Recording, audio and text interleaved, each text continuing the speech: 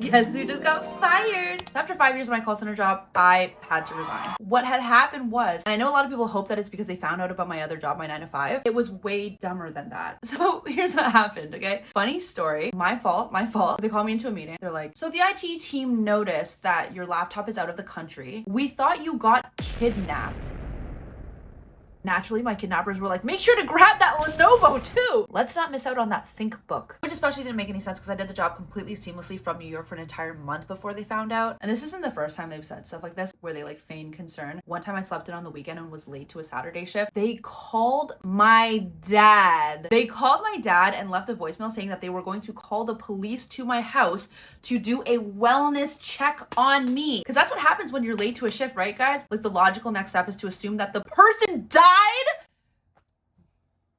Not too much, because I actually do really like my team and like the company. Job is pretty chill overall. I can't complain too much. That's just like the one weird thing they do. They try to like threaten or like scare you into being punctual. Honestly, I've traveled a lot while working in the past successfully. I usually just use a VPN. This time, I just didn't. I am just dumb and careless. I have no other excuse. I have no other explanation. Basically, I just didn't care anymore. Usually I have two methods for using a VPN while traveling. One is like I bring a router with the VPN like programmed into it. I don't know what the terminology for that is. Or I hotspot my laptop from my phone with the VPN on. I was literally at the point of packing my luggage and I was thinking, should I bring my router? And I thought to myself, I don't even care. It would take no effort for me to put this router in my bag.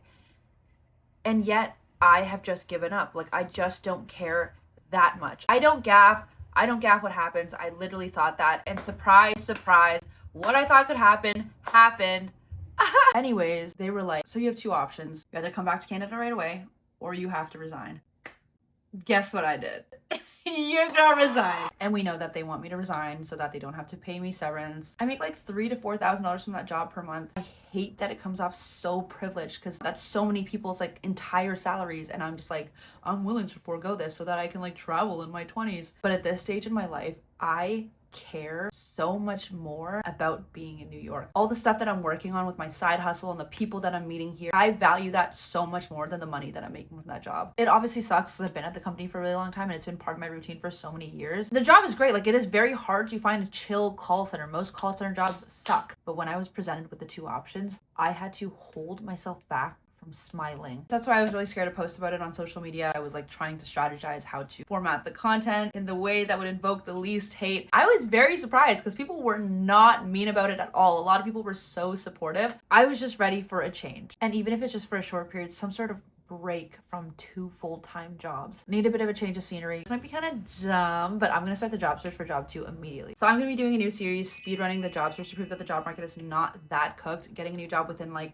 ideally 2 to 3 weeks. I am pretty confident it's possible because the types of jobs I'm going to be looking for are after hours positions. So that's going to be like customer service, admin, data entry, freelancing, marketing roles. I haven't really been like super into the job search since the job market has kind of taken a downturn, but those jobs have always historically been very easy to land. Turnover in those industries are very high because low-key nobody wants to work them. But if we have the strategy to find a lazy job and we know the strategy to land a job quickly, we'll try to avoid the ones that are like actually shit. Honestly, job market's pretty effing bad right now, but let's see if we can adapt, overcome. So yeah, we're excited to do that. Well, you know, not excited per se. Not really excited, actually, dreading it. So the strategy is going to be applying to 20 jobs every single day to see how fast it takes to land interviews and an offer. My goal is within 2 to 3 weeks. I don't want to say like too fast, but ideally within 2 weeks. I'm going to do like day 1, clean up resume, day 2, start applying to jobs, and then see how long it takes to get the interview. And then from there, see how long it takes to get the offer. And if it ends up taking longer than 2 to 3 weeks, then I'll be very embarrassed and you're allowed to hurt me.